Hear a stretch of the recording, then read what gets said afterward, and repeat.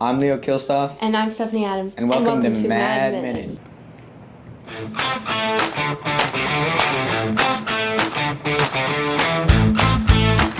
Today's Mad Minute sponsor is Rosita's Creations. T-shirts, balloon garlands, and all the vibes. Rosita's Creations. Thank you to our show sponsor for today. At the end of the 2025 to 2026 school year, our superintendent, Chuck McCauley, is retiring. Leo and Cameron interviewed him to know why.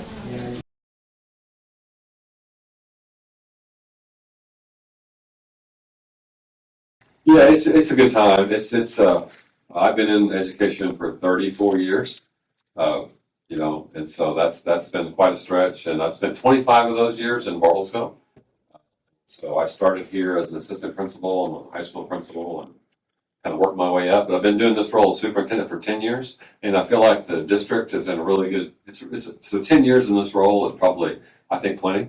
Yeah. I think it'd be a good time. We've got some great leaders here, great principals. I think some people, it'd be a good opportunity for them to step up their leadership as well. And it's a good time just for and my family personally as well. It's a good time for us to. I've really enjoyed my job. I never planned to be a superintendent. I started off just teaching. I was a teacher and I coached basketball, and I thought I would do that my whole life. My wife's a teacher. She teaches 8th grade over at Central. She teaches math over there. And so just opportunities opened for me along the way, kind of get to administration and ended up in this role. And it's been a lot of fun. I've enjoyed it, been able to do some big things that I wouldn't be able to do unless I was super. I'm talking about big things. I'm talking about things like, when I started, we only had 1 or 2 school resource officers in the entire district. And now we have one in every school. We didn't have ag. There was no FFA, and so now we have 4 ag teachers. Like you guys are talking about, you enjoy weightlifting. We had weightlifting before, but we didn't have that built into the schedule where you could do that and be an athlete or not. You don't have to. Of course, our broadcasting stuff, we didn't have any of these. We had yearbook, but we didn't have anything like this. In our STEM, some of you guys might be familiar with some of our Project Lead the Way classes. Yeah, we've been able to put in some new things for kids, which has been a lot of fun. It's been a joy. I've enjoyed it. Yeah, our school board is the one that makes the decision on that. But I've been in the process of Mrs. LaDonna Chancellor works for the district. She's a longtime middle school principal at Central, and she's also a high school principal. And she works down in the central office. She kind of works directly on. She's an executive director of teaching and learning, and I've kind of been training her to be the next superintendent. But that's not my decision. That's something the school board will decide. She's going to apply for that job. Our school board, they have hired a consultant to do the search because they want to make sure. So they did the same thing when I was hired 10 years ago. They want to make sure they got the best person in charge. And so she'll apply, but there'll be also people from outside the district, also outside the state that will apply. And then the board will have to choose who they think best. But I think Ms. Chancellor will be ready if she's chosen. I think we're on a great path, and I don't anticipate there's going to be any major changes immediately. I think we're on a good path. I think that we just want to continue to invest in our students to give them the best opportunities they can to be successful. Helping our teachers. We've done some innovative things like with our teachers. We have a child care discount formula. Like if they have kids that go to daycare, like they can go to Tri-County Tech and they get a 50% discount. That helps them stay in the classroom because daycare is really expensive. But to continue to invest in our students and our staff and create opportunities for them to help them be successful. So I really don't anticipate any major changes. There'll probably be some slight things over the years. There's typically not big changes in education. Things are pretty slow in terms of making changes, but I think it'll be real similar to what you guys are used to. You guys will have big change next year just going to the high school, but I don't anticipate any major changes at the high school either. It'll be pretty traditional what things have been going on there. That's a great question. I'm 55 years old, so I'm in good health, and so I plan to work and do something else. But I'm staying in Bartlesville. My wife's going to continue to teach over at Central, and so I haven't quite decided exactly what I'm going to do. But I'll get up and go do something. I feel like I need to be doing that. I keep myself busy and stay healthy. So I'll be doing that for a few years before I eventually just quit working altogether here in a few years. That's all. Yeah. Y'all, welcome to Bloomy Boogie. I'm your host, Boogie, and today we are doing spider plants. Spider plants start off small, like this plant I'm holding right now, but sooner or later, it can become big. First, we're going to analyze the spider plant.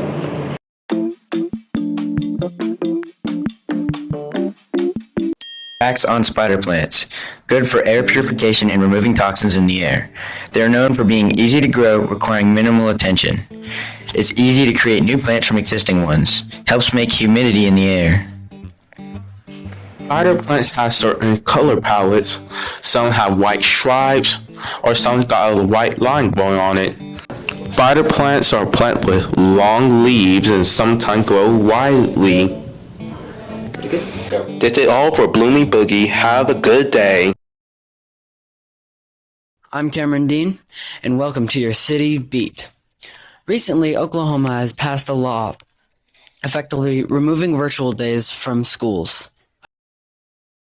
Could have them. It was kind of fun having them, but because we could get our work done and just take a little break from being in school and be able to go home and work still.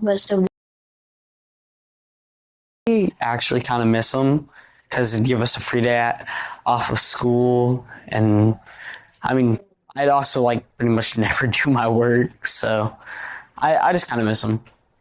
I'm hoping that if they took away virtual days, then the kids of the new generation or whatever would actually get to experience full-on snow days. So yeah, that's all. Thank you. all right. Virtual days being gone is okay. I think a lot of students struggled at home trying to, sometimes they didn't have internet, sometimes they didn't have their Chromebook chargers, and sometimes, they're busy at home maybe watching after other siblings and whatnot and aren't able to get the assignments completed. And so it just made it difficult on the kiddos when they were at home. I think students learn better when they're in person and in class. I know that I have a lot of students that don't love working on the Chromebook a lot.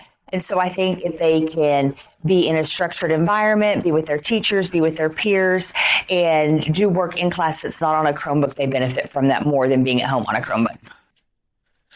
Now that wraps up our segment.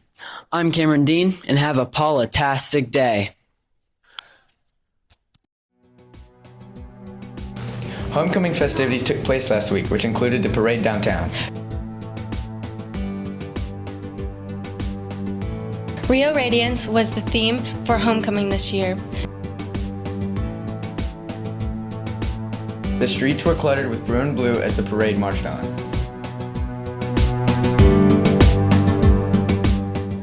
Here's this week's Mad Fashion. I'm Alina Blackburn. And I'm Molly Nichols. And welcome to Mad Fashion. This week we interviewed Marley Hancock And Caitlin Domi. about their unique styles. What fit do you consider the best? Okay. So it kind of really depends on your body type, and if for me and say for the other girls in the school, I would say baggy shirt, some jean shorts, or tight with baggy or baggy with tight, that vibe. What is your fit style? Right now I would say it's kind of grunge-ish, kind of skating, that kind of type. What is your fit? Cardinals jersey. It's tank top. I don't remember. Same thing with my shorts. I don't remember. My shoes are just some sneakers. What do you consider the best fit?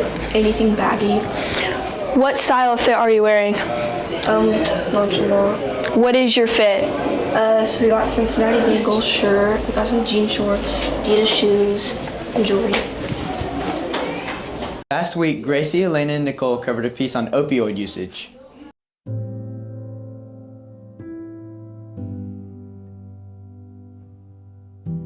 In recent years, over 704 middle schoolers and high schoolers died from opioid abuse.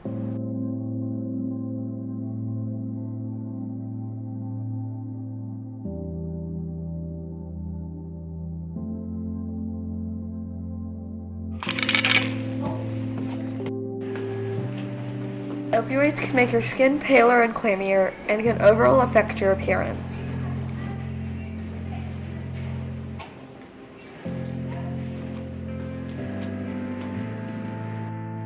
If you ever suspect a kid in need, please call 988 Suicide and Crisis Helpline.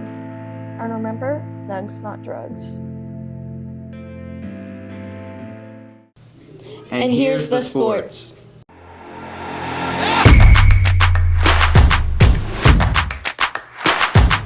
I'm Lana Stout. I'm Nicole Kirong with your sports. The homecoming game was Friday. Bartlesville played Muskogee. Bartlesville lost 48-0. The varsity Bruins football team is 0-6 through this year so far. Despite the loss, the fans show up and show out with a bright spot. Also, the halftime performance is always remarkable. In college sports, Oklahoma State played host to Houston last Saturday. The Cowboys lost 39-17. Some fans left early. Others, well, they got out the rally shirts and led an unbelievable charge in the stands. Unfortunately, the effort didn't translate to the game. Still, pretty cool from the OSU fans. Oklahoma played their rival Texas and Cotton Bowl down in Dallas last weekend. The Sooners were contained offensively in a 23-6 loss. And here's a preview of some professional baseball and football games.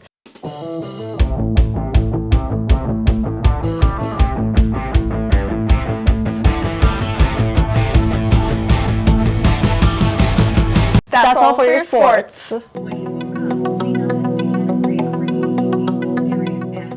Thank you, Stephanie and Leo. Fall break will have highs of 70s and 80s and a low of 50s, and it'll be sunny and warm. But on Sunday morning, there will be rain.